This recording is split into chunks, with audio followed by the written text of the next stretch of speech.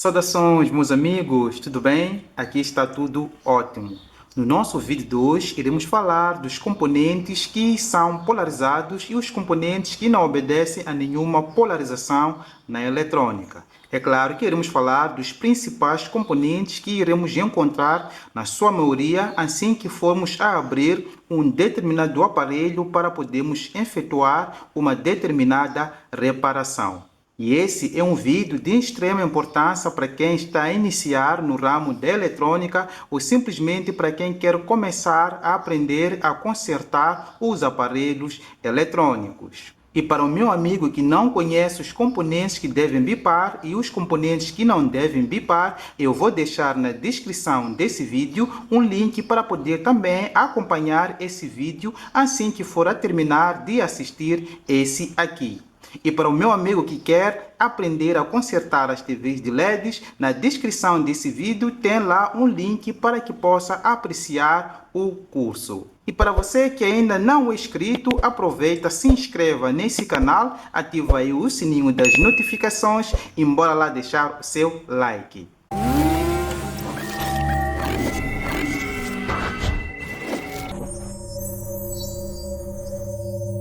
Os componentes que iremos falar, a sua maioria estão presentes nessa placa sucata aqui, que é uma placa-fonte de uma TV da Samsung. E aqui vamos mencionar alguns componentes que irão nos ajudar no decorrer desse vídeo. É claro que hoje não iremos aferir nenhum componente. Muito bem. Primeiramente, vamos começar falando dos componentes que são polarizados. Isso é, os componentes que obedecem uma lei de polarização. Os componentes que temos que colocar de uma forma correta no circuito. O primeiro componente polarizado, sem sombras de dúvidas, é o nosso amigo diodo, que é este componente que está bem posicionado aqui, desse lado aqui, ó. Este componente ele permite a passagem da corrente somente em uma direção, isso é, do ánido para o cátodo.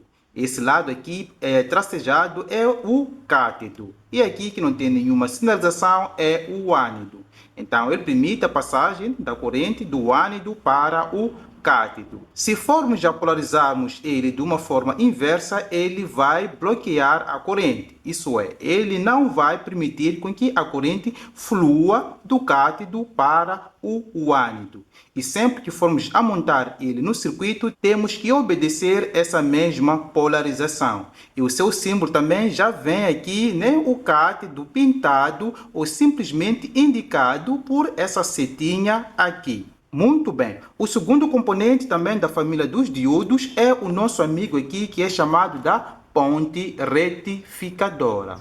A ponte retificadora tem uma função bastante importante na eletrônica de converter a tensão alternada em uma tensão contínua. E ele tem esses dois polos centrais, né, que são os terminais centrais, que ele recebe a tensão alternada.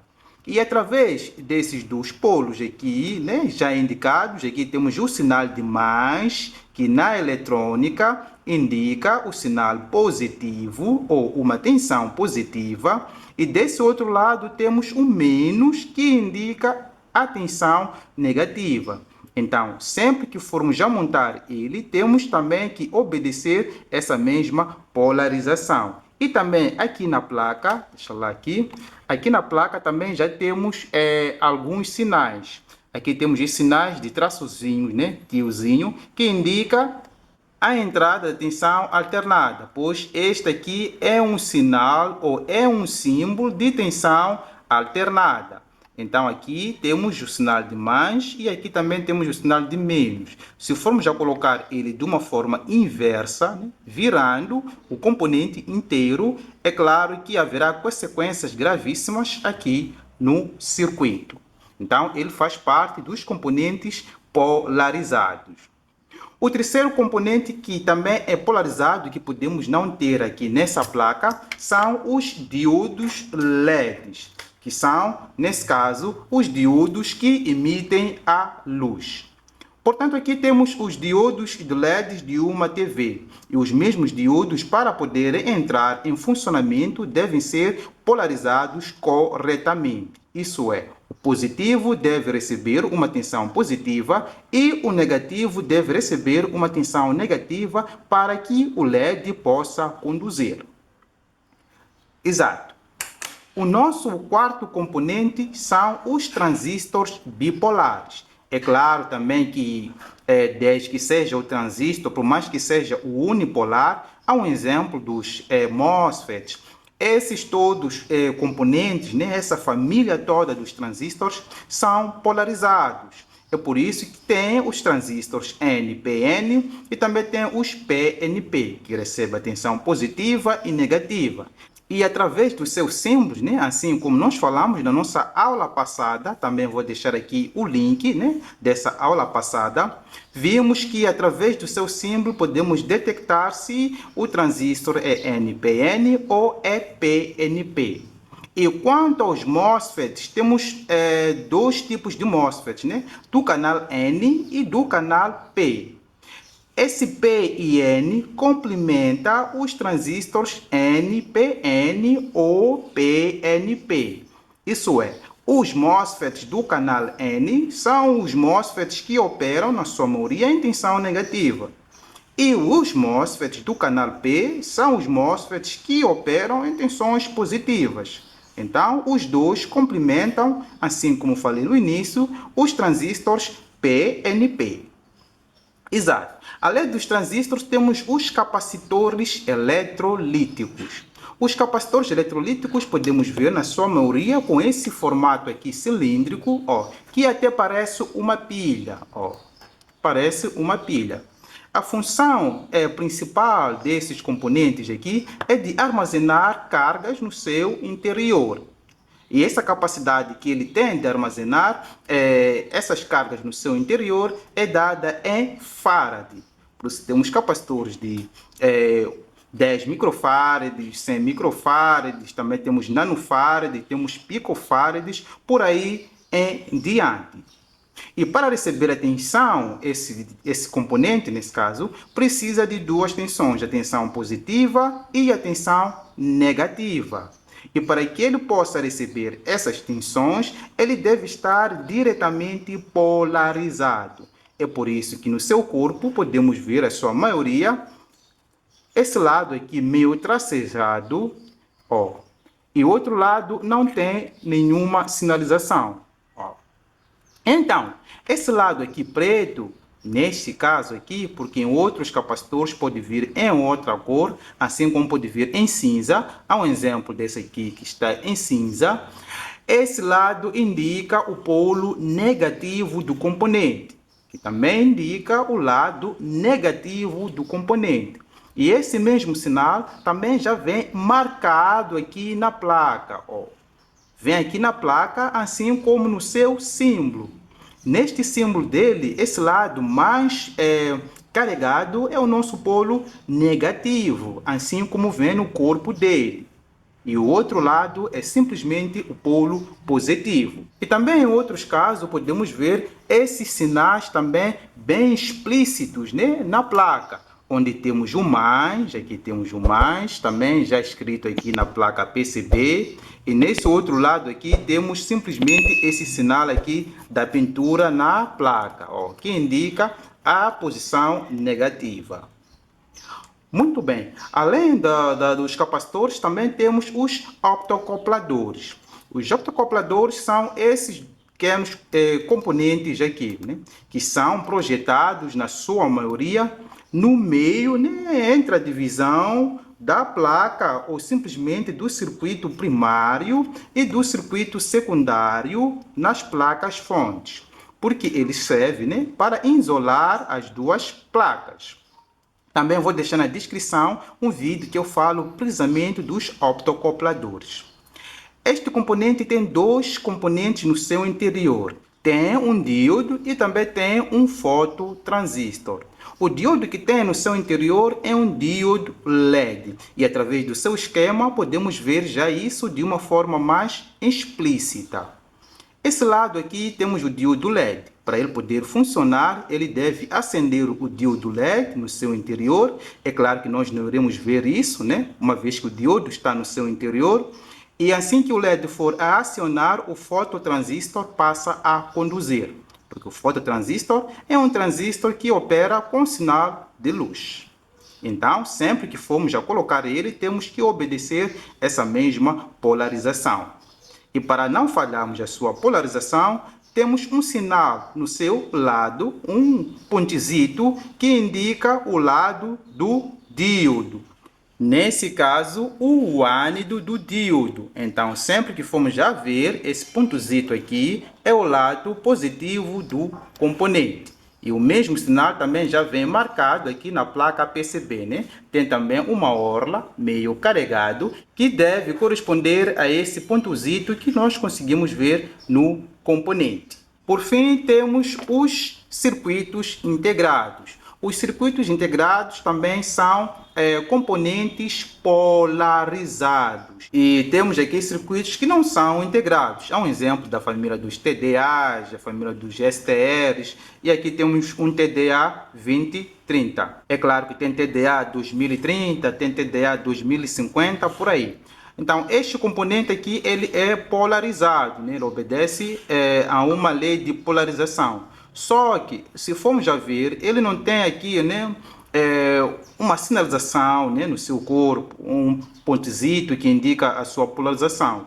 Mas, com a sua carcaça, né, já podemos ver que ele deve entrar numa placa eletrônica. Né? Nós jamais iremos colocar ele de uma forma inversa. Deixa eu lá aqui demonstrar. Né? Nunca vamos montar ele dessa forma aqui. Né? Temos que usar aqui a lógica. Essa parte aqui, né, a carcaça, deve também corresponder a essa parte metálica aqui. Então, se formos a montar ele de uma forma idêntica, assim como os MOSFETs, assim como os transistores, temos que colocar eles dessa forma aqui. Fazendo isso, estaremos a polarizar ele de uma forma direta. Né? É claro que há transistores, assim como MOSFETs, que vêm isolado. Né? Aqui atrás vem isolado, é um exemplo desse aqui. Não tem uma chapa metálica aqui, mas esse aqui tem uma chapa metálica.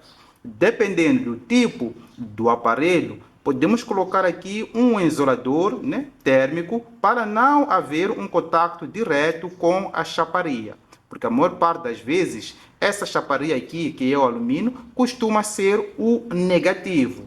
Então, para não haver contato direto com o negativo e com a base do componente, coloca-se um isolador. Mas nem sempre isso é necessário. Exato. Voltando um pouquinho já para os integrados são esses componentes aqui. Podemos vê-los, né, na sua maioria, num tamanho menor, assim como temos aqui, e também podemos ver eles num tamanho maior, que nem o exemplo desse nosso CI integrado aí, bastante grande. A sua maioria também já vem aí com um sinal bem estampado no seu canto que indica a sua polarização correta e jamais deveremos montar ele de uma forma inversa ou simplesmente uma forma contrária a essa. E esse mesmo pontozito que nós conseguimos ver, aqui não sei se será bem notável, né? Temos também aqui na própria PCB um sinal bem redondinho que indica a polarização do mesmo. Assim como vimos nos optocopladores, o pontozito que vem no canto do CI deve corresponder ao pontozito que vem no canto da PCB, que indica a sua polarização correta. No entanto, já falamos aqui dos principais componentes polarizados nas placas eletrônicas. Agora vamos passar para os componentes não polarizados. Em primeiro lugar, temos o fusível. O fusível é um componente de proteção e para medirmos ele, simplesmente colocamos na escala de continuidade. E não importa a posição das ponteiras de prova, que ele logo vai começar a bipar caso esteja bom. Então, com isso, ele não é nenhum componente polarizado. E repare que ele é colocado em uma linha somente na entrada da tensão alternada. Então, com fusível, não iremos nos preocupar em colocar ele de uma forma específica. O nosso segundo componente é o termistor.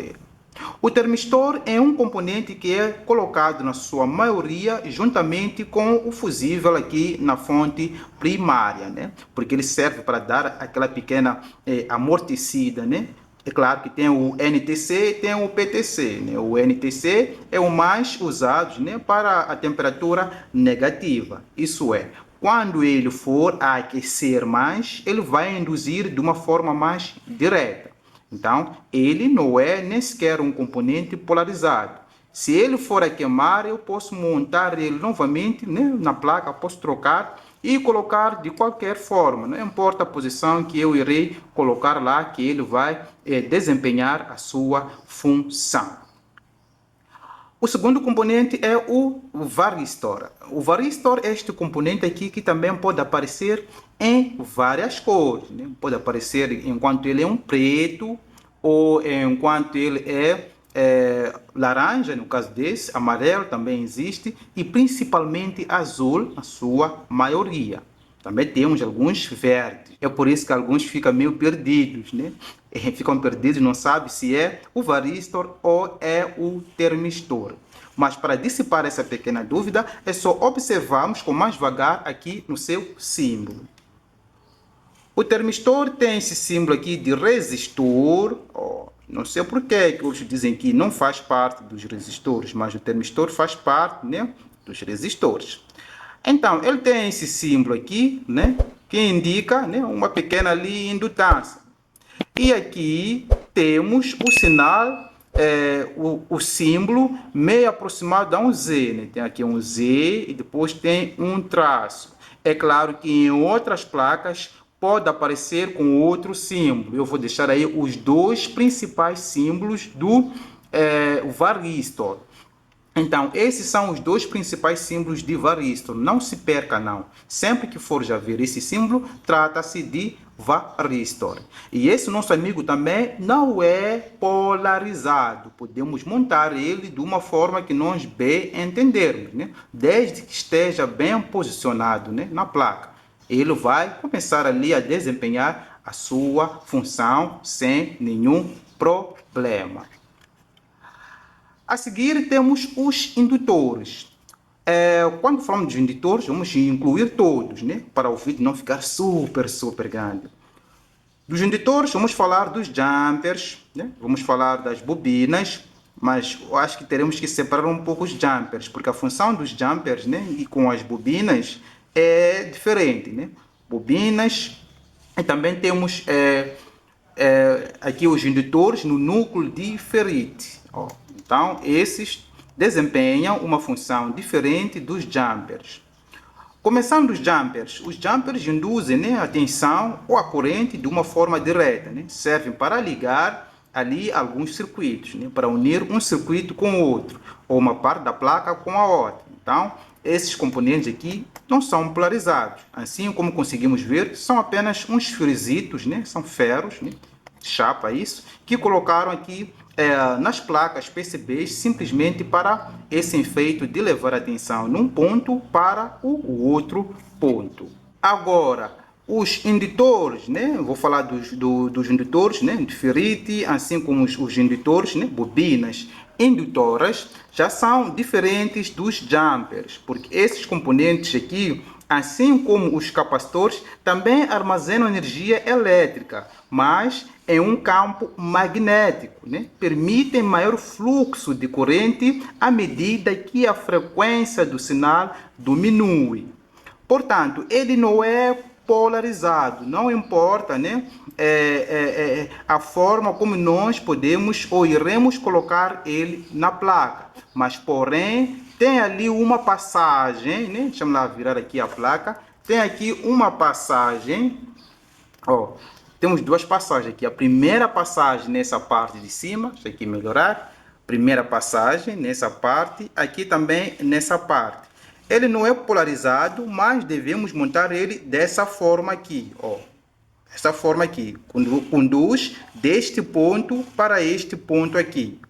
Aqui também conduz deste ponto para este ponto aqui. Então, se formos já colocar ele de uma forma inversa, né, por mais que não seja polarizado, ele não vai conduzir, mas não é polarizado não.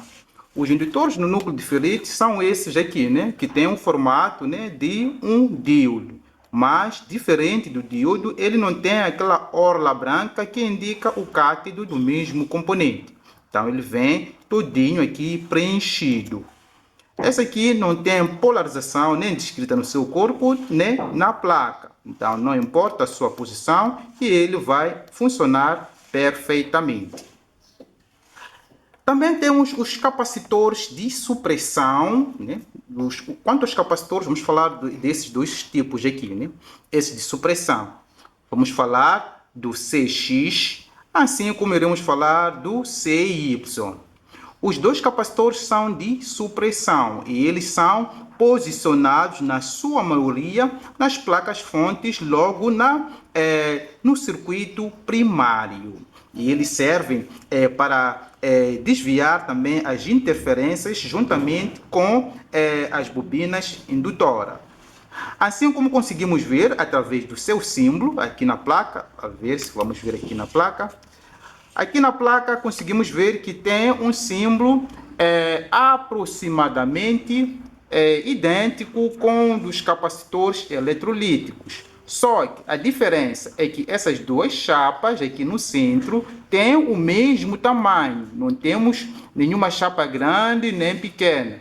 As duas chapas têm o mesmo tamanho, que indica que ele não obedece nenhuma lei de polarização. Não importa a posição que nós iremos montar, ele vai ali desempenhar a sua função. Assim como os capacitores de poliéster. Ó. Repare que também temos duas chapas aqui no centro, ó. Dois traçositos aqui, aqui e aqui. Então, não temos uma maior nem menor. As duas têm o mesmo tamanho, que diz que ele não obedece nenhuma polarização. Então, esses capacitores aqui, capacitor poliéster, capacitor de supressão, não obedecem nenhuma lei de polarização. E sem esquecer também do capacitor de disco aqui, que também faz parte, né, dessa família dos capacitores que não tem nenhuma polarização. Ele também vem com o símbolo de capacitor e que não tem também o lado grande ou o lado menor. As duas chapas têm o mesmo tamanho, que indica que ele não é polarizado. E o último componente que não é polarizado, sem sombras de dúvidas, é o nosso amigo resistores. Os resistores são muito usados nas placas eletrônicas, porque eles têm a função de diminuir o fluxo de corrente que pode percorrer para um determinado canto no circuito. E esse mesmo componente podemos ver ele, na sua maioria, apresentado dessa mesma forma, né? Pode ter um formato maior, ou um formato menor, ou mesmo muito menor que esse aqui. Então, assim como conseguimos ver também no seu símbolo, ele não tem nenhuma polarização, né? Podemos colocar ele dessa forma ou simplesmente de uma forma inversa, que ele também irá desempenhar a sua função sem nenhum problema. E todos esses componentes que eu mencionei aqui também servem para os componentes SMDs. É a mesma coisa, não muda nada. Muito bem, meu amigo, espero que tenha ajudado alguém com esse vídeo. Não se esqueça, né, caso tenha gostado desse vídeo, de se inscrever no canal, caso não seja inscrito, ativar o sininho das notificações e deixar ficar aí o seu like. Um forte abraço, meu amigo, e prometo voltar nas próximas oportunidades com mais conteúdos relacionados. Tchau!